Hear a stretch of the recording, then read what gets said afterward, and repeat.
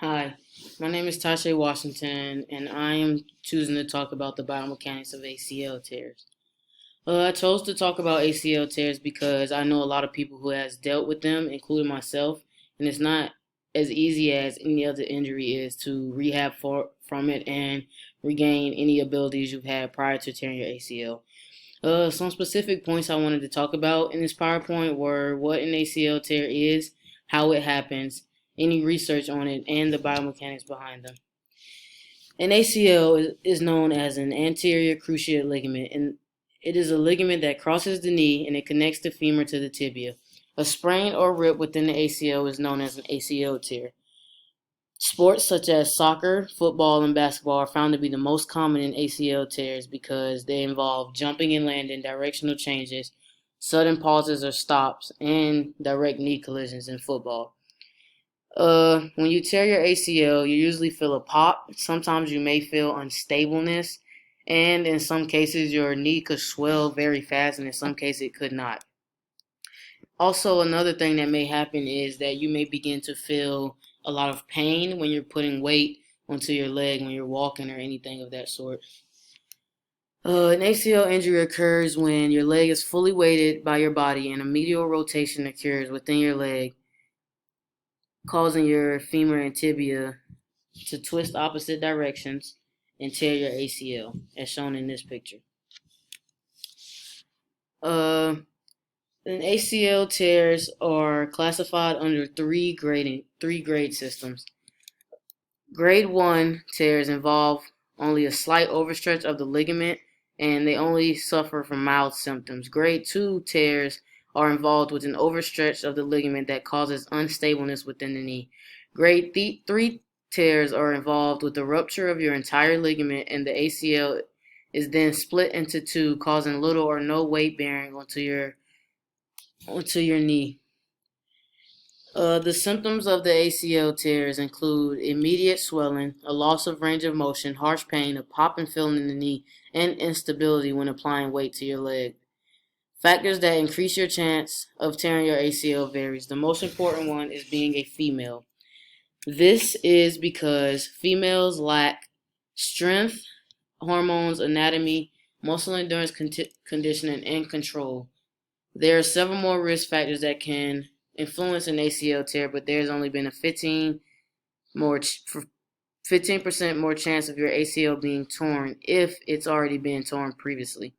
Participation in sports, aging, and poor conditioning can also be ways to increase the chance of tearing your ACL. The only way I've known to prevent an ACL tear is the proper exercise to improve your technique and gain strength in your muscles so that you can prevent tearing it during uncomfortable movements. An anterior cruciate ligament, also known as the ACL, is one out of the 6 ligaments within the body that offers stability. It restricts anterior sliding of the tibia and the femur to save you any hyperextension of the knee joint. The ACL is overstretched throughout flexion and is then torqued through medial and lateral rotation. Relative surface movement among the tibia and femur occur within a central pathway and looks to be what may be reasoning any sliding or rolling. With rolling of the femoral tibial joint predominating extension and gliding predominating flexion, it causes a change from flexion to extension. The ratio of gliding and rolling differs inside the medial and lateral condyle. An aggregate of movements within the medial and lateral compartments equal out to an external rotation of the tibia with extension and then internal tibial rotation with flexion.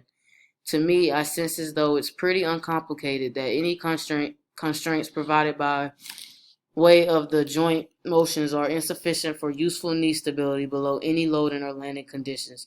Kinematics with leveled and stair walking consist of both flexion and extension at the knee. Hamstrings and quadriceps constantly act as antagonists assisting in flexion and extension. Leveled walking has a 30-degree angle of flexion in stair walking, and stair walking has a 60 to 135-degree angle of flexion depending on how excessive the stair is.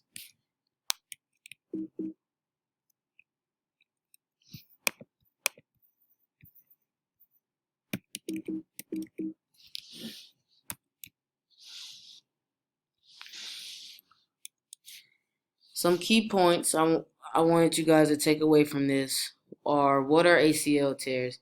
An ACL tear is an injury that occurs when your leg is fully weighted by your body and a medial rotation occurs in your leg within your femur and tibia. The next key point I wanted to point out is: where is your ACL located? The ACL is crossing the knee, connecting the femur and the tibia in your leg. The second to last key point is: what causes an ACL tear to happen? Any sport that involves jumping or landing, directional changes, and sudden pauses or stops are all causes of an injury waiting to happen. Last but not least, what sex does this injury occur more in, females or males? This answer, as said before, is females because of the strength, hormones, anatomy, muscle endurance, and control are not as fluent as there are in guys' bodies. And that wraps up my presentation, guys. Thanks for watching.